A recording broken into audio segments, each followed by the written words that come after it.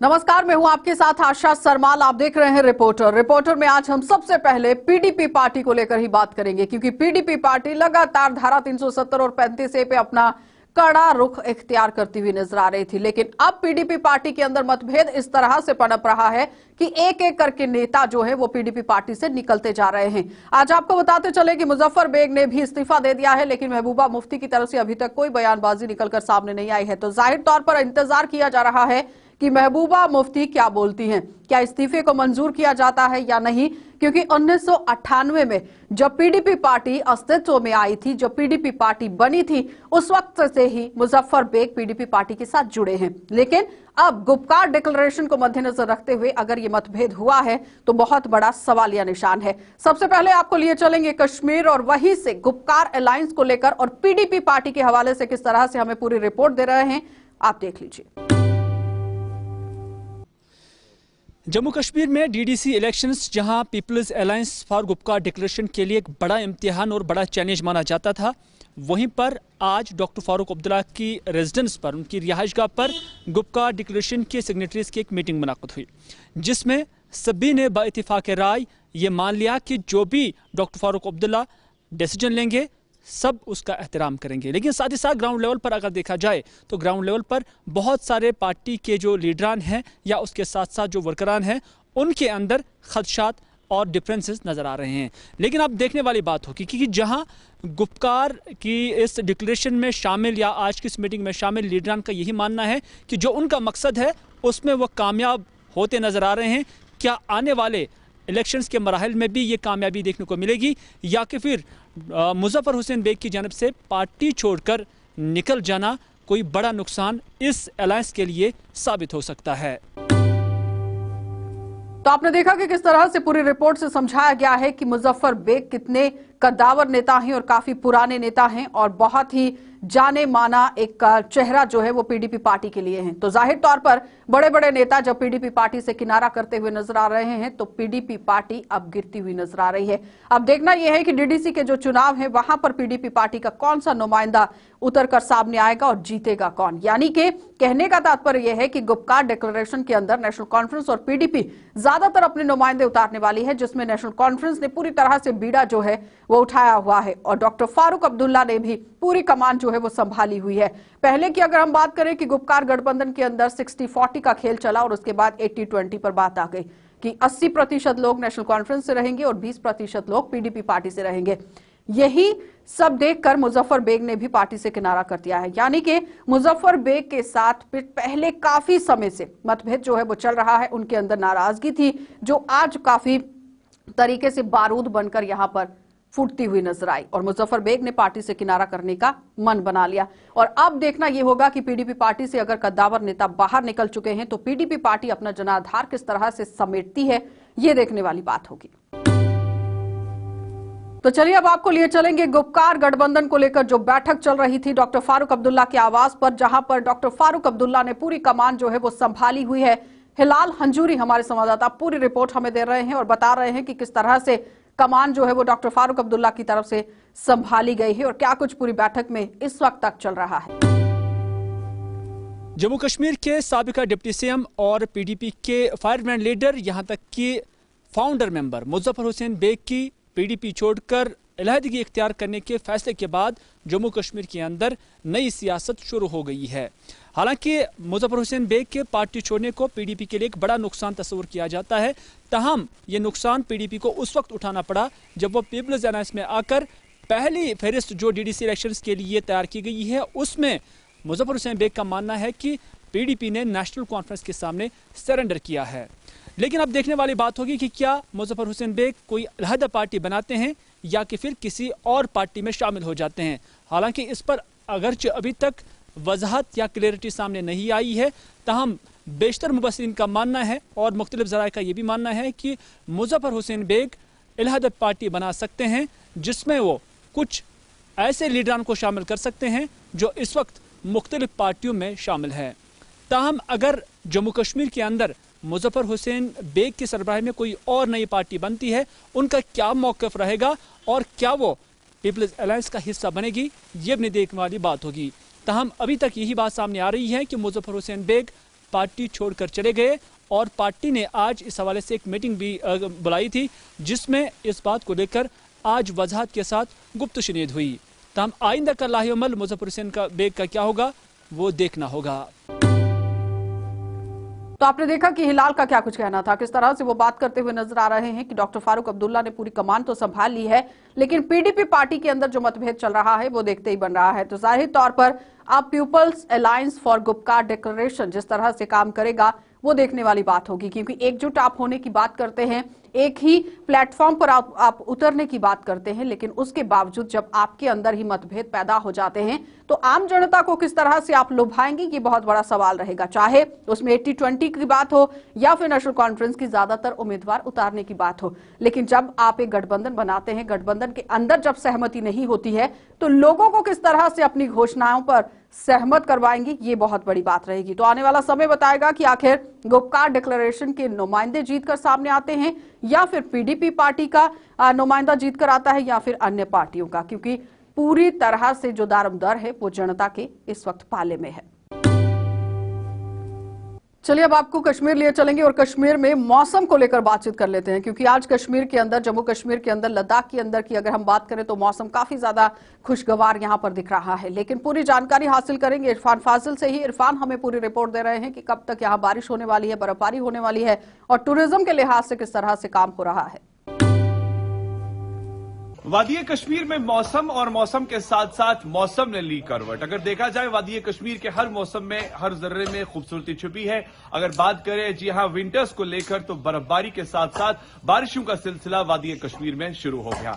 Meteorological department ने जिस तरीके से पहली एडवाइजरी जारी की थी कि 13 से लेकर 15 के शाम तक एक वेस्टर्न डिस्टर्बेंस हिट होगा, जिसमें पीर पंजाल, जम्मू कश्मीर, लेह लद्दाख की पहाड़ियां और खुसूसन मुगल शाहरा के साथ साथ कौमी शाहरा भी हिट होगी। और यह भी बताया गया था कि ट्रैफिक खासतौर पे इन दिनों ज्यादा अप्लाई ना करे, क्योंकि शूटिंग स्टोन्स के साथ साथ लैंड स्लाइड्स के भी काफी ज्यादा चांसेस है। हमने देखा कि लगातार एडवाइजरी दुरुस्त साबित हुई और वादी कश्मीर के खासतौर पे प्लेन्स में बारिश और बालाई और मैदानी इलाकों के साथ साथ हल्की हल्की बारिश भी हुई। नो डाउट अगर अपर रीचेस की बात करें, जिसमें गुलमर्ग, सोनमर्ग, पहलगाम या फिर जोजिला टॉप, या अगर हम बात करें पीर पंजाल का रेंज हो या मुगल शाहरा, जबरदस्त बर्फबारी हुई, जिसमें देखा जा रहा है कि काफी जनजीवन मुतासिर हुआ है। और अब खबरें यह भी आ रही है कि जिस तरीके से मौसम में बदलाव और उसी बदलाव को लेकर अगले 24 घंटे तक ये सिलसिला, ये सिस्टम जो है जम्मू कश्मीर पे लगातार जारी रहेगा। और फिलहाल ये भी देखना होगा कि आने वाले 24 घंटे में खासतौर पर मौसम का मिजाज क्या बदलता है, या खुसूसन ये वेस्टर्न डिस्टर्बेंस की जो करवाहट है ये लगातार जारी रहेगी। Introduce something new to the players, जैसे कि कन्फाइन ना रहे एक गेम तक या एक ग्राउंड तक। जी। तो they can play it in, जैसे आप देख सकते हैं यहाँ पे बास्केटबॉल कोर्ट में है। जम्मू कश्मीर फुटबॉल एसोसिएशन की तरफ से आपको कितनी हेल्प मिली और क्या एक्सपेक्टेशंस है इन फ्यूचर? इनकी तरफ से हमें रेफरीज मिले हैं, ऑफिशियल्स मिले हैं, एंड इंशाल्लाह आगे फ्यूचर में भी हम यही एक्सपेक्ट करते हैं कि ये हमारे साथ ऐसे ही कोलैबोरेट करके हम यूथ को एम्पावर करें। वादी कश्मीर में मौसम के साथ साथ स्पोर्ट्स का भी फीवर जबरदस्त सर चढ़ के बोल रहा है और वादी कश्मीर के साथ साथ बिंदुन ग्राउंड में आज से फुटसल भी शुरू हो चुका है। एक ऐसा यूरोपियन सॉकर जिसे वादी कश्मीर के नौजवानों ने इंट्रोड्यूस किया है। उनका मानना है एक साइड से हुनर काफी ज्यादा है मगर एक्सपोजर बहुत कम है, मगर एक साइड से दाद देनी पड़ेगी उन खिलाड़ियों की जो कि इस ठंड के मौसम में भी सॉकर का मुजाहिरा कर रहे हैं। खुसूसन अगर देखा जाए इंफ्रास्ट्रक्चर को लेकर कई सारी शिकायतें तो है, जमीनी स्तर पर काम बहुत करना है। एक साइड से अगर देखा जाए इवेंट्स तो होने लगे हैं, मगर उन इवेंट्स का क्या फायदा जबकि ग्राउंड पर स्पोर्ट्स पॉलिसी नहीं है। गुलिस्तान न्यूज और JK 24/7 न्यूज के लिए मैं सईद इरफान फाजिल। तो आपने देखा कि इरफान का क्या कुछ कहना था, किस तरह से वो बात करते हुए नजर आ रहे हैं कि मौसम खुशगवार हो गया है, बर्फबारी का सिलसिला शुरू हो गया है।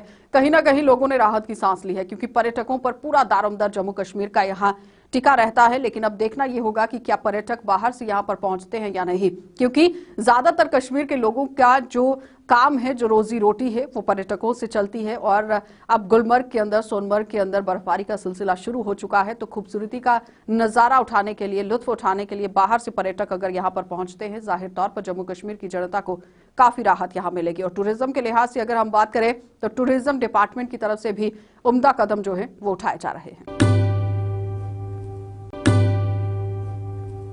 चलिए अब आपको बारामूला लिए चलेंगे और बारामूला से भी आपको दिखा देते हैं कि इरशाद भट्ट हमें क्या रिपोर्ट दे रहे हैं, क्योंकि इरशाद की रिपोर्ट जानना बहुत जरूरी है। क्योंकि आज इरशाद ने ग्राउंड जीरो पर जाकर ग्रीवेंसीज को सुना है, लोगों की मूलभूत जो समस्याएं हैं उसको सुना है। क्या पूरी जानकारी दे रहे हैं, देख लीजिए। चले अगर हम शुमाली कश्मीर के ज़िले बारामूला की बात करें, यहाँ पे लगातार जो है लोगों के मुश्किलात जो है वो बढ़ते हुए दिखाई दे रहे हैं। ताहम अगर इस वक्त की बात करें, इस वक्त यहाँ पे बारिश हो रही है और विंटर का जो सीज़न है अभी जो है बर्फबारी नहीं हुई। यहाँ के जो मुकामी लोगों के साथ हम बात करने की कोशिश करेंगे और ये जानने की कोशिश करेंगे यहाँ पे जो है कितने मुश्किलातों का सामना करना पड़ रहा है आम मुकामी लोगों को। अगर हम ड्रेनेज की बात करें, चाहे हम सड़कों की हालत जो है वो बद से बदतर है और इसके साथ साथ बिजली जो है वो गुल रहती हैं। हमारे साथ बात करने के लिए इस वक्त मौजूद हैं सोशल वर्कर राबिया जी, ये एडवोकेट है, इनके साथ हम बात करने की कोशिश करेंगे। ओवरऑल जितने भी यहाँ पे शीरी फतेहगढ़ बारामूला में जितने भी लोगों के मुश्किलात हैं उस हवाले से भी जानने की कोशिश करेंगे और इसके साथ साथ बिजली यहाँ पे जो है अक्सर व बेशतर गुल रहती हैं और सार्फिन जो है वो अपना फीस देते हैं। उसके साथ साथ अगर हमने इससे पहले भी लोगों के साथ बात की, लोगों का यही कहना है इस विंटर में जो है काफ़ी सारे मुश्किलातों का सामना करना पड़ रहा है आम मुकामी लोगों को। इस वक्त हमारे साथ बात करने के लिए हैं राबिया जी। राबिया जी, कितने मुश्किलातों का सामना करना पड़ रहा है आम मुकामी? देखिए, सबसे पहले तो मैंने जो पहली सबसे बड़ी प्रॉब्लम है वो है इलेक्ट्रिसिटी की सबसे बड़ी प्रॉब्लम। देखिए, पहला विंटर तो है नहीं जो हम देख रहे हैं, जो फेस कर रहे हैं। डिपार्टमेंट से कि जो शेड्यूल है उसके मुताबिक हमें इलेक्ट्रिसिटी प्रोवाइड करें, क्योंकि इस चीज़ को मद्देनज़र रखें कि इसी आयाम में विंटर्स तो है ही है, लेकिन जो हमारे बच्चे हैं उनके एग्ज़ाम्स भी कंडक्ट हो रहे हैं। उनका ऑलरेडी पेंडेमिक की वजह से काफ़ी लॉस हो चुका है उन बच्चों की खातिर जो है ताकि वो स्टडीज़ कंप्लीट कर सकते हैं। उसके बाद जो बाकी चीज़ें हैं लाइक बाकी जो है ड्रेनेज का मसला है। देखिए, अगर हम शीरी मार्केट को इस टाइम देखेंगे, आप देखें बेशतर तबका जो शीरी का है वो इसी के साथ अटैच्ड है, रोजगार है उनका यही तिजारत। अब आप उनको देखिए, जैसे ही थोड़ी सी भी बारिश हो जाती है ये सारा जो वाटर फ्लो आ जाता है वो सड़कों पे निकल आता है, उनकी दुकानों को भी उससे प्रॉब्लम होती है। अगर हम इस शीरी इलाके की बात करें, ये बारामूला का एक इलाका है। हालांकि ये जो श्रीनगर मुजफ्फराबाद जो नेशनल हाईवे है बिल्कुल ख़राब हो चुका है, नाकस के बराबर है। यहाँ पे आप देख सकते हैं जो बड़े बड़े गड्ढे यहाँ पे जो है दिखाई दे रहे हैं। ताहम जो है ज़िला इंतज़ामिया के साथ साथ जो मुतल्लिका महकमा है, चाहे हम बीकन अथॉरिटी की बात करें, वो इस पे जो है ध्यान नहीं दे रहा है। अगरचे हम यहाँ पे जो है काफ़ी सारे मसले मसाइल उठाते हैं। अगरचे हम ड्रेनेज सिस्टम की बात करें, यहाँ पे सड़कों की हालत जो है वो बद से बदतर होती जा रही है। इसके साथ साथ बिजली का जो निज़ाम है वो ठप पड़ा हुआ है, पानी की समस्या है, लोगों के जो काफ़ी ग्रीवेंस हैं, लोगों के जो मुश्किलात हैं वो काफ़ी जो है उरूज पे हैं। अगरचे हमने आज मुकामी लोगों के साथ बात की तो मुकामी लोगों का यही कहना है यहाँ पे जो विंटर आने से पहले यहाँ पे जो है लोगों के जो मुश्किलात हैं वो बढ़ते हुए नज़र दिखाई दे रहे हैं। ताहम लोगों का ये कहना है कि हम ज़िला इंतज़ामिया के साथ साथ मुतल्लिका महकमों से अपील करते हैं कि वो इस पे ध्यान दें ताकि इन लोगों के जो मुश्किलात हैं वो दूर हो सकें। मुश्ताक लोन के साथ मैं इरशाद भट्ट, JK 24/7 न्यूज़ के लिए। चलिए अब आपको राजौरी लिए चलेंगे और पीर पंचाल की गली, जिस तरह से मौसम ने करवट बदली है वहां पर भी काफी ज्यादा जो दिक्कतें हैं वो लोगों को झेलनी पड़ रही हैं। आवाजाही को लेकर भी परेशानियां हैं, लेकिन ग्राउंड पर उतरकर पूरा जायजा लिया है जमशेद मलिक ने, देख लीजिए। मौसम सरमा की पहली बर्फबारी और बारिश के बाद जहां खिता पीर पंचाल को वादी से जोड़ने वाली मुगल शाहरा बर्फबारी के बाद आज गाड़ियों की आमदोरफ्त के लिए बंद कर दी गई है, वहीं मैदानी इलाकों में हो रही हल्की हल्की बारिश के बाद सर्दी की शिद्दत में इजाफा हुआ। और इस वक्त हम खड़े हैं राजौरी की संडे मार्केट में, जिसका मंजर आप हमारे पीछे देख सकते होंगे कि कितना भारी रश यहाँ आपको नजर आएगा, क्योंकि सर्दी की शिद्दत में इजाफा होने के साथ ही राजौरी की संडे मार्केट भी सजना शुरू हो जाती है। मुगल शाहरा पर गाड़ियों की आवाजाही को अगर बंद कर दिया गया है, इन सब पे बात करेंगे। हमारे साथ यहाँ एक नौजवान मकामी है, इनसे जानेंगे। सर, जिस तरह पहली बर्फबारी के बाद ही मुगल शाहरा को गाड़ियों की आमदोरफ्त के लिए बंद कर दिया गया है, क्या कारण रहते हैं कि हर बरस इस शाहरा पे लगभग 4 या 5 महीने एक शाहरा बंद रहती है? शुक्रिया जमशेद साहब। पहली बात तो यह है कि यहाँ पर एक मनसूबा बनाया था गवर्नमेंट ने कि यहाँ मुगल शाहरा के दरमियान से कोई टनल निकालने का काम उनने रखा हुआ था प्लान में। तो अरसा 2-3 साल से हम ये बात सुन रहे हैं कि वो टनल बनने वाला है, लेकिन आज तक उस मनसूबे को पाए तकबीर तक गवर्नमेंट ने नहीं पहुंचाया। हमारी रिक्वेस्ट है गवर्नमेंट से कि वो टनल जो है, अगर टनल का काम हो जाए तो उससे जो आमदोरफ्त है वो उसमें इजाफा होगा, और साथ में जो खिता पीर पंजाल के लोग जो श्रीनगर में या कश्मीर में जाते हैं तो उनको वाया जम्मू से जाना पड़ता है, कम से कम 2 दिन लगते हैं। तो यहाँ से 5-7 घंटे का सारा रास्ता है। तो गवर्नमेंट से हमारी पुरजोर अपील है खिता पीर पंजाल के लोगों की तरफ से कि उस टनल का काम जो है जल्द से जल्द किया जाए। मौलाना साहब, जिस तरह मुगल शाहरा पर बर्फबारी के बाद अगर बात करें कि पिछले 1 साल में सिर्फ 1 महीना मुगल शाहरा को गाड़ियों के आमदोरफ्त के लिए बहाल किया गया, क्योंकि पहले बर्फबारी के बाद बंद हुई, उसके बाद कोविड-19 के फैलने के बाद इस रोड को बंद कर दिया गया। आज बर्फबारी के बाद दोबारा बंद कर दिया गया। किस तरह की अपील रहेगी गवर्नमेंट से आपकी कि मुगल शाहरा को बहाल रखने के लिए मुगल शाहरा पर किस तरह काम किया जाए? दरअसल जो करंट स्नोफॉल हुआ है वो इतना अभी हैवी नहीं हुआ है, तो गवर्नमेंट को चाहिए कि जितनी भी मशीनरी उनके पास है उसको इस्तेमाल करके कम से कम 1-1.5 महीना अभी ये आमदोरफ्त जो रोड खुला रहना चाहिए। उसके बाद सर्दी में ये बर्फ़ पड़ जाती है, वो बंद हो जाती है। लेकिन गवर्नमेंट से हमारी यही इल्तिजा रहेगी कि इस जो काम उनने प्रोसेस में चलाया हुआ कोविड-19 के बाद जो रोड बंद की थी अब खुल गया है, तो इसको जितना ज़्यादा खुला रखेंगे इतना लोगों के लिए सहूलत होगी और आमदोरफ्त में इजाफा होगा, लोगों की सहूलत में इजाफा होगा।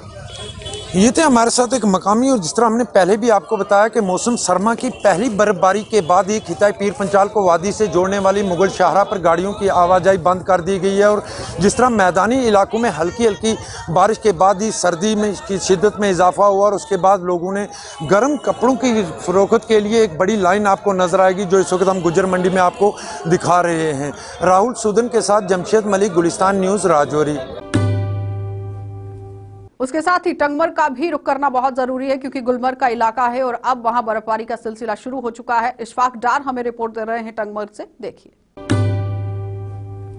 लोग बता रहे हैं कि स्नोफॉल सीजन का फर्स्ट टाइम यहाँ पे हुआ है। हम लोग को बहुत अच्छा लग रहा है और पूरा एंजॉय किए हम लोग यहाँ पे आके गुलमर्ग में, कि आए यहाँ शांत वातावरण है। जैसा लोग सोच रहे हैं जम्मू कश्मीर के बारे में फीलिंग है कि यहाँ इस तरह हो रहा है, लेकिन यहाँ पे बहुत बढ़िया इन्वायरमेंट है। तो स्पेशली टूरिस्ट के लिए बहुत कोऑपरेटिव यहाँ पे लोग हैं। आइए गुलमर्ग में एंजॉय कीजिए। बिहार से आई हूँ, मुझे यहाँ की बहुत अच्छा लगा। मैदानी इलाके में इस तरह का एनवायरनमेंट देखना हमारे लिए बहुत ही मुश्किल होता है, तो मैं आके काफ़ी एंजॉय कर रही हूँ। एंड यहाँ के लोग बहुत कोऑपरेटिव है, तो मुझे बहुत अच्छा लगा। सबके लिए कि एक बार ज़रूर आना चाहिए यहाँ पे। डेली लाइफ में तो हम बहुत बिजी रहते हैं, बट थोड़ा सा टाइम निकाल के अगर हम ऐसे कुछ घूमने आते हैं तो फ्रेशनेस आ जाती है, तो इसीलिए ज़रूर आएँ सब लोग। महकमा मौसमियात की पेशन गोई के मुताबिक आज सेहती मुकाम गुलमर्ग में जो है 2 से 3 इंची तक बर्फबारी जो है रिकॉर्ड की गई, और यहाँ पर जो हमने काफ़ी सयाह जो मौजूद थे वो बर्फबारी का लुत्फ ले रहे थे। और अब माना यह भी जाता है कि आने वाले दिनों में वादी ज़्यादा से ज़्यादा सयाह आए, ताकि यहाँ के बेरोजगार नौजवानों को रोजगार के वसाइल उनके लिए मैसर हो। इशफाक डार, JK24/7 न्यूज़, गुलमर्ग, कश्मीर। चलिए अब आपको डोडा लिए चलेंगे, और डोडा में भी आपको दिखा देते हैं कि दिवाली के पावन अवसर पर रौनक जो है वो बाजारों में काफी कम देखी गई है। ग्राउंड पर उतरकर वसीम ने पूरी रिपोर्ट्स का जायजा लिया है, पूरी तरह से मुआयना किया है। क्या कुछ पूरी जानकारी दे रहे हैं, देखिए। देखा गया कि अपने ही घर वाले जो हैं अपने घर के मेंबर्स को भी खाना देने से कतराते थे, जो कोई इसमें मुलव्वस होता था। तो ये मैं कहूँगा कि एक ऐसी जंग लगी थी कि जो बड़ी मुश्किल से हमने जीती है। थोड़ी बहुत अभी इस पर काम करने की ज़रूरत है, और मैं एडमिनिस्ट्रेशन को भी इस बारे में मुबारकबाद देना चाहूँगा कि जिस तरीके से इन्होंने वक्तन फ़वक्तन लॉकडाउन किया, लोगों पे नाका जमाया, लोगों को बाहर नहीं निकलने दिया, वो एक बहुत बड़ा एक फैक्टर था बीच में, जहाँ पे लोग बड़े नाराज़ हुए थे। लेकिन मुझे लगता है कि उस वक़्त जो 10 दिन का लास्ट कोविड में एक एडमिनिस्ट्रेशन ने वो लगाया, लॉकडाउन लगाया, उससे बहुत बड़ा फ़र्क पड़ा।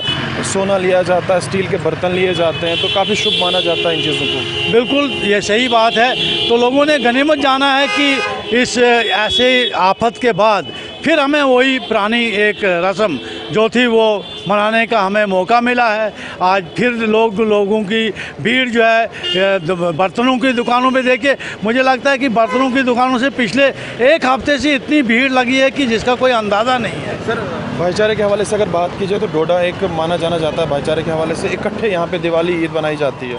भाईचारे का तो यहाँ पे क्या कहना है, मैंने एक दो कविताएं इस पे बनाई है, तो मैं एक पंक्ति उसकी बोलना चाहूँ। लोको हरा भाईचारो तू दुनियाला ज़्यादा न्यारो तू डोडे वालंती अच्छिनो तारो तू लोको हरा भाईचारो तू। तो ये एक परंपरा रही है, ये कोई नई बात नहीं या कोई हमें पहुँचने वाली बात नहीं कि यहाँ भाईचारा है, आप बोलिए ये हुआ वो हुआ।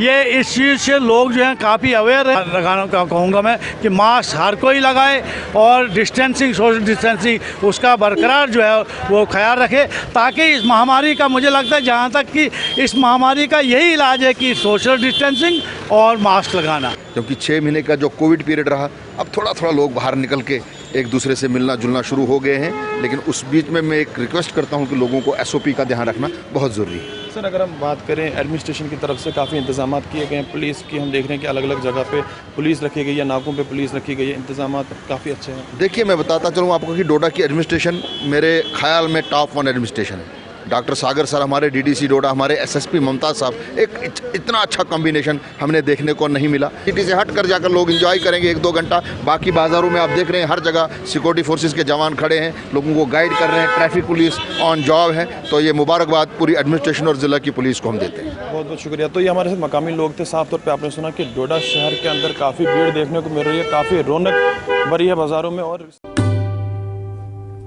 चलिए अब आपको सांबा लिए चलते हैं। ऋषि खजूरिया हमें क्या कुछ जानकारी दे रहे हैं, वो देख लीजिए। तो जैसा कि आज भगवान विश्वकर्मा दिवस देश भर में धूमधाम से मनाया जा रहा है, वहीं सांबा के भी भगवान विश्वकर्मा मंदिर में ये दिवस धूमधाम से मनाया जा रहा है। यहाँ के स्थानीय लोग जो इस मंदिर की देखभाल करते हैं वो इस दिन को बड़े धूमधाम से मना रहे हैं, क्योंकि कहा जाता है कि अगर भगवान विष्णु जी ने सृष्टि रची है तो हर रोजगार की रचना भी भगवान विश्वकर्मा जी ने रची है। तो क्या इस पूरे दिन की महत्वता है, क्या विशेषता है, यहाँ के स्थानीय लोगों से जानने का प्रयास करते हैं।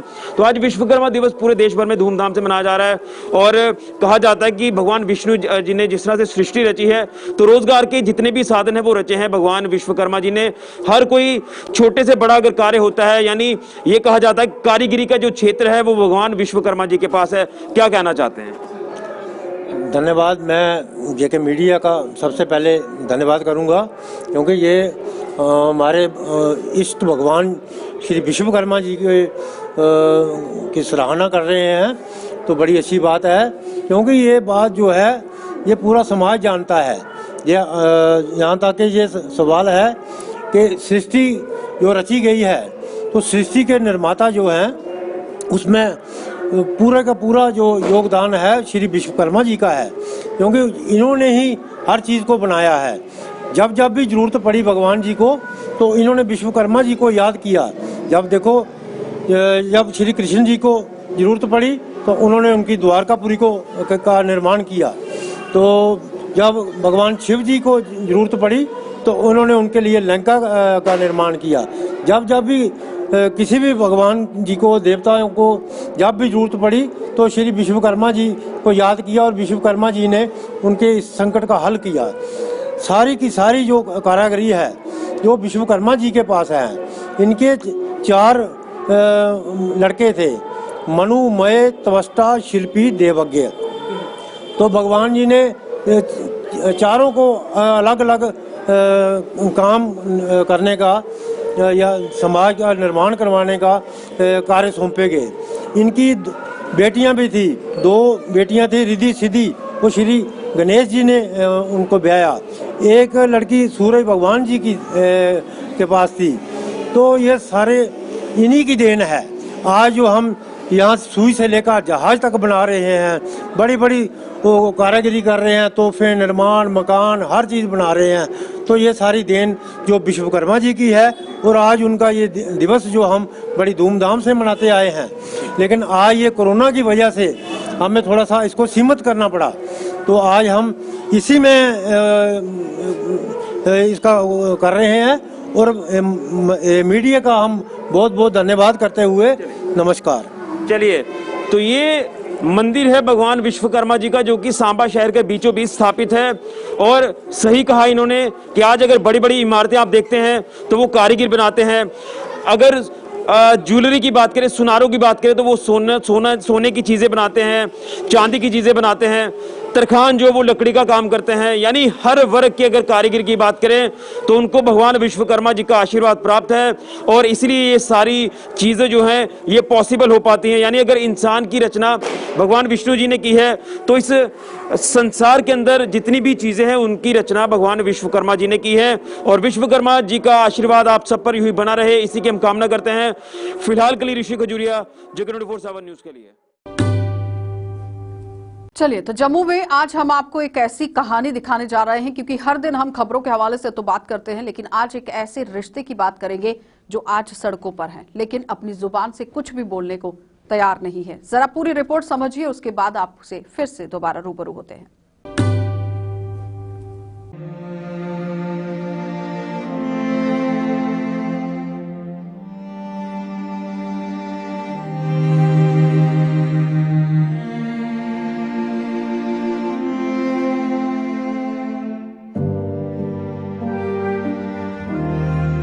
इंसान का जन्म बार बार नहीं मिलता, एक बार ही मिलता है, तो इसलिए बोलते हैं कि किसी का भला करके जाओ।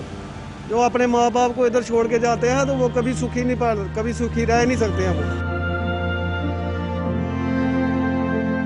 कोई नहीं गया, मैं खुद ही आए आप? कितने दिन से यहाँ आप? जब तक कल को खुल गया गाड़ी चलने लगी, तब भी हो गया है तो 10-15 दिन हो गए। काफी देर रहा। हाँ जी, काफी देर घर में रहा हूँ चारपाई पर जी। कमजोरी की वजह कमजोर हो गया जी। कमजोर होने की वजह से फिर आ गया इधर।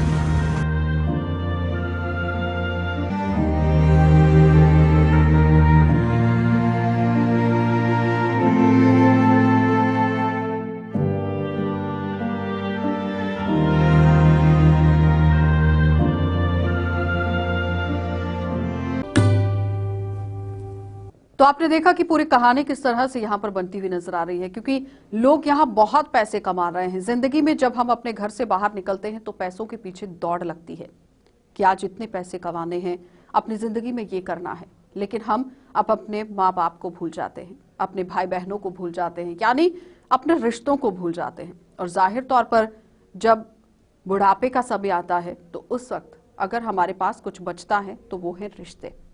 लेकिन रिश्तों को साथ लेकर चलना और अपने काम को भी करना, ये दोनों बहुत अहम चीजें हैं। लेकिन जो अपनी जिंदगी में इन दोनों रिश्तों को साथ लेकर चलता है वो अपनी जिंदगी को बहुत अच्छे से गुजारता है।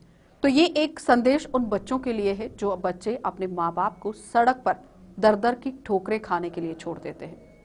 जिंदगी में, इस दुनिया में अगर सबसे प्यारा रिश्ता कोई है तो वो माँ बाप का रिश्ता है, क्योंकि पिता का साया जब आप पर होता है तो आपको किसी भी परेशानी के दौर से नहीं गुजरना पड़ता।